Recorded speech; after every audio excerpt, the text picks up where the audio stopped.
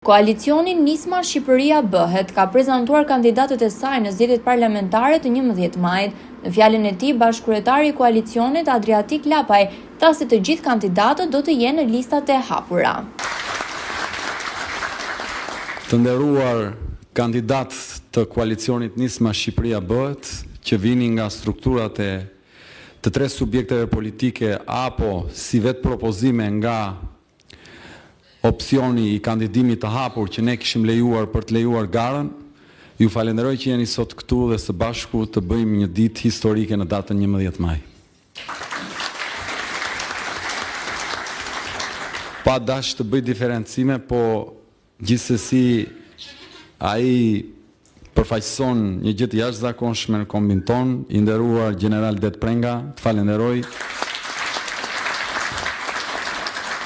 që nga dita e parë në Rëshene deri sot ke qëndruar si një general i vërtet në anijen tonë për ta çuar në breg. Faleminderit.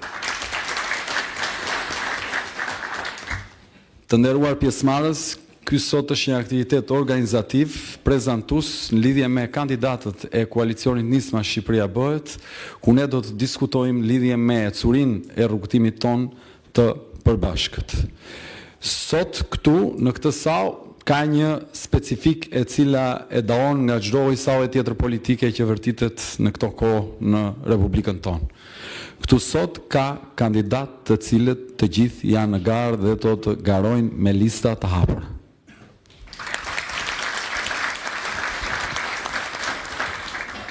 Ne jemi shumë krenar që përtej baltës zakonshme që financohet me paratë e vjedhura të shqiptarëve, e që synon të përçajet mbaj peng popullin ton, ja kemi dalë të krijojmë një kohezion dhe të gjenerojmë kandidatë të cilët kanë pranuar të garojnë si njerëz të lirë me listat hapura, dhe në këto zgjedhje ne do të jemi një subjekt politik ku listat e mbyllura të kryetarëve të politikës së vjetër i kemi djegur, e ku po hapim një dritare të re shprese për të garuar më në fund shqiptarët si njerëz normal të një vendi normal.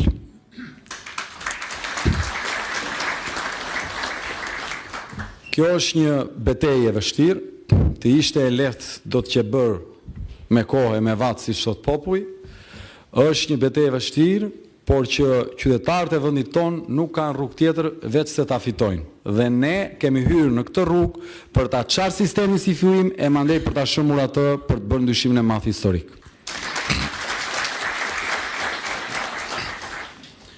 Do dëgjoni lloj teorish, do dëgjoni lloj shpifjesh, do synojnë t'u kërcënojnë, do synojnë t'u intimidojnë, do synojnë t'u cënojnë familjarët, do synojnë t'u blejnë, por secili nga ju, çdo mëngjes që çohet nga krevati në këto 50 e pak ditë që kanë ngelur, duhet të mendoj vetëm një gjë.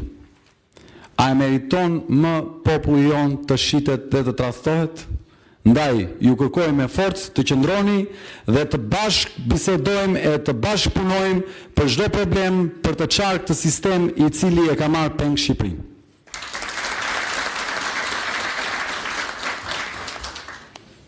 Është detyrë kombëtare kjo që po bëjmë. Kjo nuk është luftë për të bërë karrierë, po të qenë rrugëtim për karrierë, i kishim rënë për shkurt. Kjo është një rrugë që ka në themel të saj transformimin konceptual të shoqërisë tonë. Nga një shoqëri që politikën e ka parë si një mundësi punësimi, si një mundësi për leje ndërtimi, si një mundësi për të hedhur një hao apo për të kaluar punën apo javën, apo muajin, apo vitin, apo 4 vitet, në një nevojë që ka vendi jon për ta kthyer politikën në zgjidhje për qytetarët.